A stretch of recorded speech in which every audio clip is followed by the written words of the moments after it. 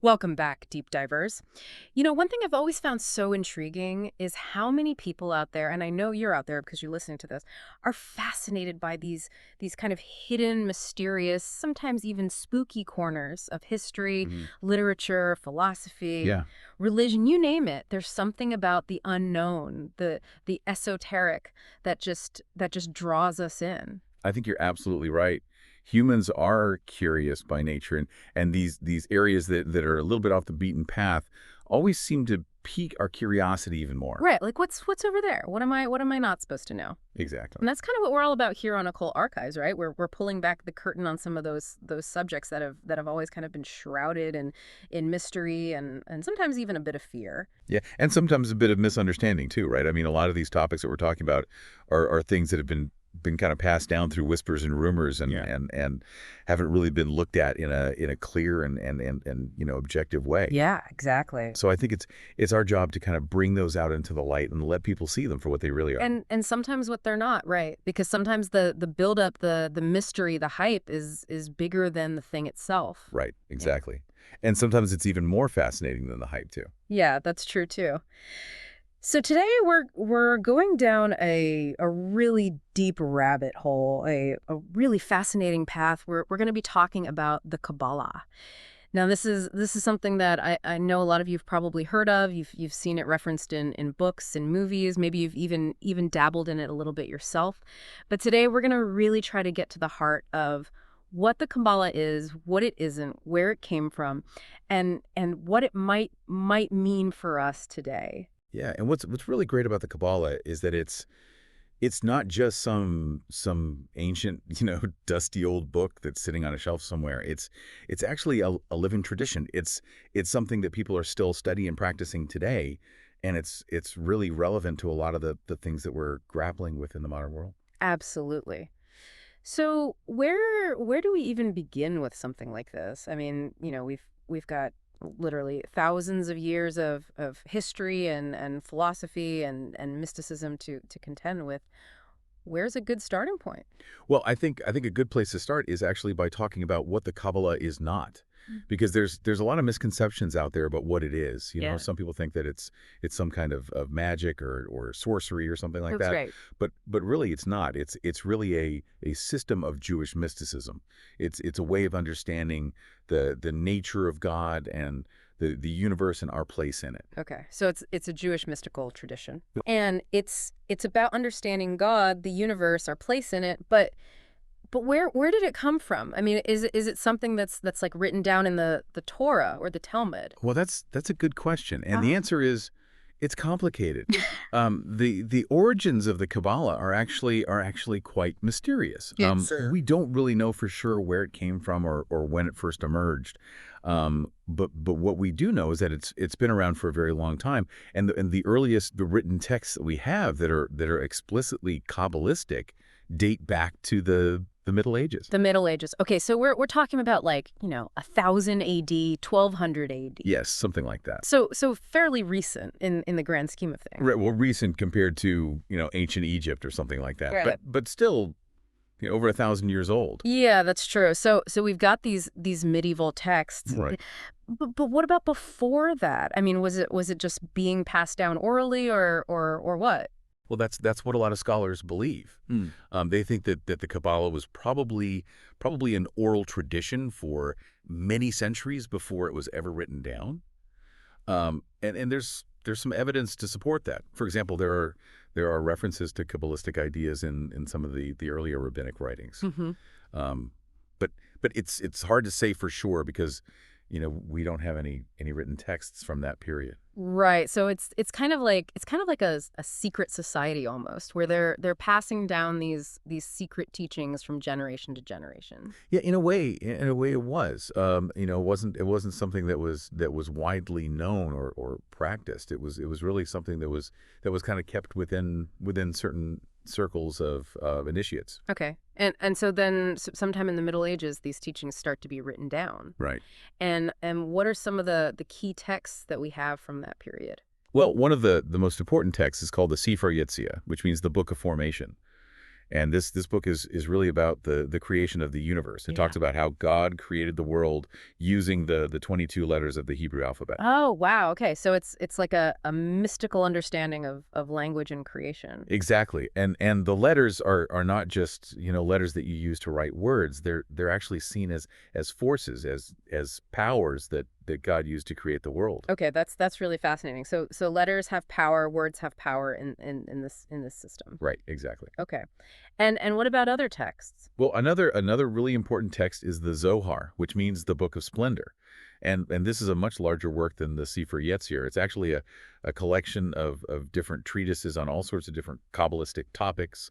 It talks about the nature of God, the soul, the afterlife, the meaning of the Torah, all sorts of things. Okay. So it's kind of like a Kabbalistic encyclopedia. Yeah, you could think of it that way. It's really a vast and complex work, and it's actually still being studied and debated by scholars today. Oh, wow. So it's not like something that we've fully figured out yet. No, not at all. I mean, there's so much depth to it, and there are different interpretations of different passages, and it's really a work that you can spend a lifetime studying and still not fully grasp all of its mysteries. So the Zohar, the Book of Splendor, Yeah. and the Sefer Yetzirah, the Book of Formation. Right. Are those the two big ones? Those are the two most important texts, yes. Okay. Now, when we talk about the Kabbalah, I think it's important to kind of distinguish between what we might call the theoretical or dogmatic Kabbalah and the practical Kabbalah. Right. So what's the difference between those two? Well, the theoretical Kabbalah is really about the ideas, the concepts, the philosophy of Kabbalah. Okay. It's about things like the nature of God, the soul, the universe, all those sorts of things. Right. The practical Kabbalah is more about how to actually apply those ideas in your life. Okay. It's about things like meditation, prayer, ritual, those sorts of things. Right. So it's kind of like the difference between, studying physics and building a bridge. Oh, that's a good analogy. Okay. Yeah. So theoretical is the study of the concepts of the ideas. Right. Practical is, okay, well, how do I use those ideas in my daily life? Exactly.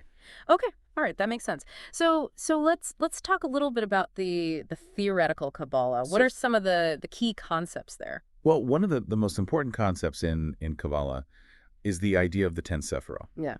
The 10 Sephirot, what are those? Well, the Sephirot are basically emanations of God's light. They're kind of like different aspects of God's being, and they're often depicted as a tree. Okay. A tree of life. Right. I've seen that before. Yeah. Yeah. And each of the Sephirot represents a different quality or attribute. Okay. And how many are there? You said 10. There are 10, yes. 10 Sephirot. Right. And they each represent a different aspect of the divine, a different quality. Exactly. Okay.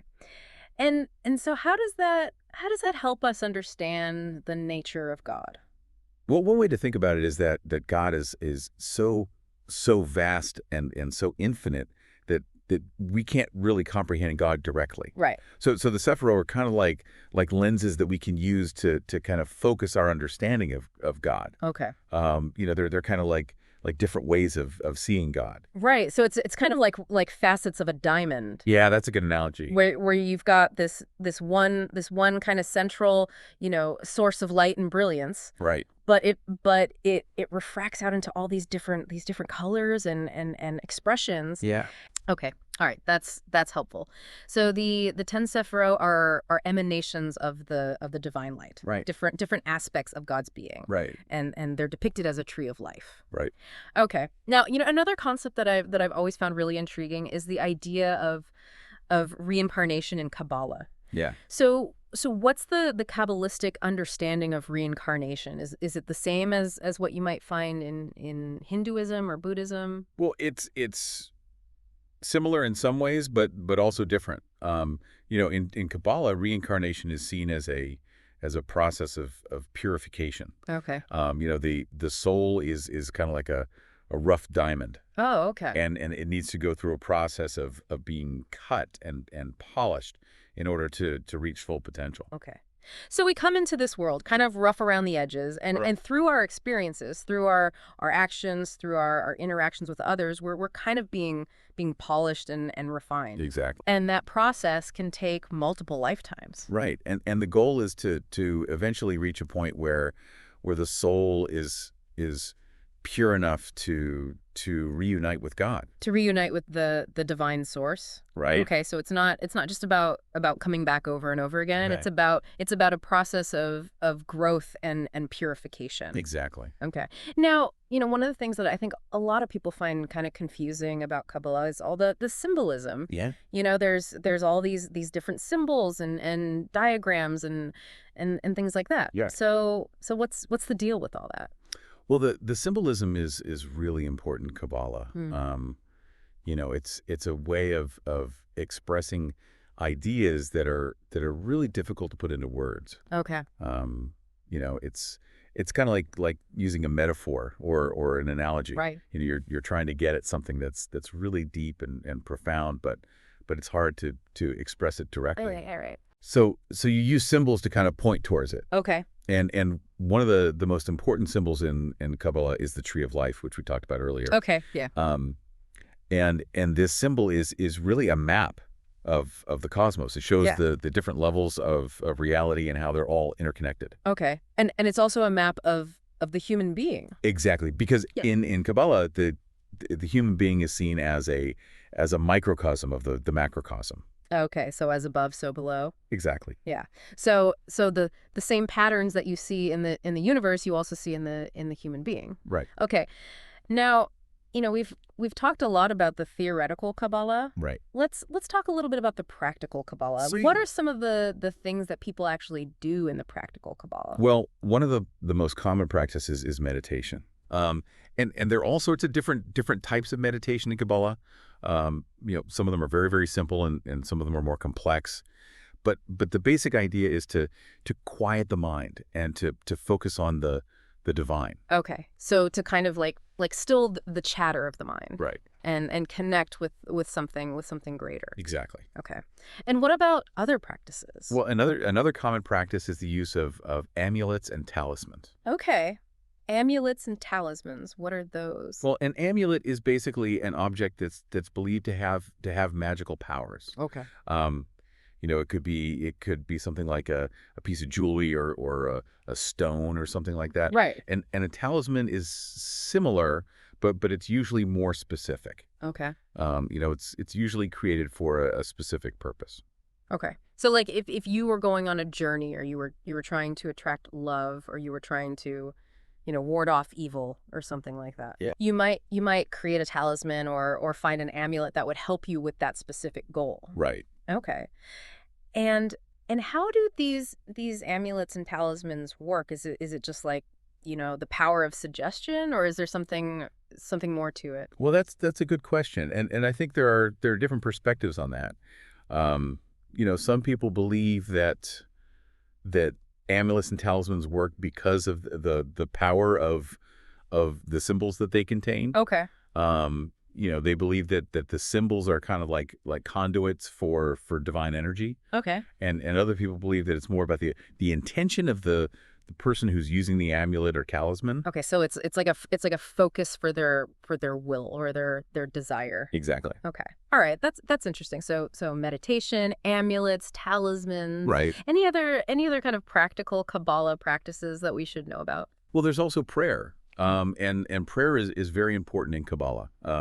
It's not just about asking God for things. It's really about connecting with God on a deeper level. Okay. And there are all sorts of different prayers and techniques for prayer in Kabbalah. Okay. So it's about cultivating a relationship with the divine through prayer. Exactly. Okay. And then there's also ritual. Right. And I know that ritual can be, kind of a loaded term for some people. Yeah. But what do we mean by ritual in the context of Kabbalah? Well, a ritual is basically a set of actions that are performed in a specific way for a specific purpose. Okay. It could be something as simple as lighting a candle or as complex as a full-blown ceremony. Right. But the idea is to create a sacred space and to kind of focus your intention. Okay. And rituals are often used to mark important transitions in life. Okay. So like births and deaths and marriages. Exactly. Yeah. Or the start of a new year or the beginning of a new project or something like that. Right. Okay, so it's about using kind of symbolic actions to create a sense of meaning and purpose in our lives. Exactly. Okay. All right. Now, one of the things that I think is really cool about Kabbalah is that it's not just about spirituality in the abstract. Right. It's also about how to live a good life in the here and now. Right. Exactly. So how does Kabbalah inform our ethical choices, our relationships with others, our place in the world? Well, one of the key ideas in Kabbalah is that we're all interconnected. Okay. We're all part of the same divine spark. Right. And so the way that we treat each other is really important. Okay. It's not just about being nice to people. It's really about seeing the divine in every person. Okay. So it's about treating others with respect and compassion and understanding. Exactly. And also about seeing them as reflections of the divine. Right. Okay. And how does that affect our actions in the world? Well, it means that we need to be very mindful of the impact that our actions have on others. Okay. We need to think about how our words and our actions are going to affect the people around us. Right. And not just the people around us, but the world as a whole. Exactly, because we're all part of this interconnected web. Right. So it's about living a life that is in harmony with the universe. Exactly. And with all beings. Right. Okay. Now, I think it's also important to acknowledge that, Kabbalah is not without its critics. Right. There are people who say that it's too esoteric, it's too complicated, it's too, woo-woo or whatever. And there are also people who say that it's been misused or misunderstood. Yeah. So how do we kind of respond to those criticisms? Well, I think it's important to acknowledge that there are different perspectives on Kabbalah. Okay. And not everyone is going to agree with everything that's said about it. Mm-hmm. But I think it's also important to remember that Kabbalah is a very rich and complex tradition, and it has a lot to offer us. Okay. Even if we don't agree with everything about it, I think there's still a lot that we can learn from it. Right. I mean, it's like any system of thought or belief, right? Yeah. You're going to have to kind of sift through it and find the parts that resonate with you and leave the parts that don't. Exactly. Okay. So for someone who's just kind of starting to explore Kabbalah, what would you recommend? Well, I think the best place to start is with the basics. Learn about the 10 Sephira, learn about the tree of life, learn about the different concepts that we've been talking about today. Okay. And there are lots of good resources out there for that. Okay. There are books, there are websites, there are courses. Right. So it's really easy to find information about Kabbalah. And then once you've got a good understanding of the basics, then you can start to explore some of the more advanced teachings. Okay. And would you say that Kabbalah is something that anyone can study, or is it only for Jewish people? Well, that's another good question, and I think the answer is that it depends. Kabbalah is definitely rooted in Jewish tradition. Mm-hmm. It's based on the Hebrew Bible and the teachings of the rabbis. Yeah. But it's also become increasingly popular in recent years among people of all different backgrounds. Okay. And I think there are a few reasons for that. I think one reason is that Kabbalah offers a very, very rich and profound spiritual path. It's not just about believing in God. It's really about experiencing God. Okay. And I think that's something that appeals to a lot of people. Right. So it's less about dogma and more about direct experience. Exactly. Okay. And I think another reason is that Kabbalah is very, very practical. Mm-hmm. It's not just about sitting around and thinking about God. Right. It's really about using the teachings of Kabbalah to improve your life. Right. So it has application in the day-to-day. Exactly. Okay. And I think another reason is that Kabbalah is very, very beautiful. You know, the symbols and the diagrams and the language of Kabbalah they're just beautiful. Yeah. Right. There's a real aesthetic appeal to it. Exactly. Okay. All right. So Kabbalah is a Jewish mystical tradition. Right. But it's also something that people of all different backgrounds can study and practice. Right. It's a very rich and complex tradition. Right. But it's also a very practical tradition. Right. And it can help us to understand the nature of God, the universe, and our place in it. Exactly. Okay. Well, this has been a really fascinating conversation. Yeah, I've enjoyed it. And I hope that our listeners have gotten a lot out of it as well. Yeah, me too. And, you know, just to kind of wrap things up, I wanted to leave our listeners with a question to ponder. Okay. You know, we've talked about how Kabbalah is this ancient tradition. Right. But it's also a very modern tradition. Right. You know, it's being studied and practiced by people all over the world today. Yeah. So why do you think that is? That's a good question. You know, what is it about Kabbalah that speaks to people in the 21st century? Is it the search for meaning? I think that's part of it. Is it the desire to connect with something greater than ourselves? Yeah, I think that's definitely part of it too. Is it the need to find a way to live a more ethical and fulfilling life? Yeah, I think all of those things are part of it. Okay, so Kabbalah is not just about understanding the universe. It's also about understanding ourselves. Right. And our place in the universe. Exactly. And it's about finding a way to live a life that is in harmony with the universe and with all beings. Right. Okay. Well, that's a great place to leave it. Yeah. So thank you for joining us today on Occult Archives. Yeah, thanks for having me. And we'll see you next time. See you next time. Take care. Take care. Bye.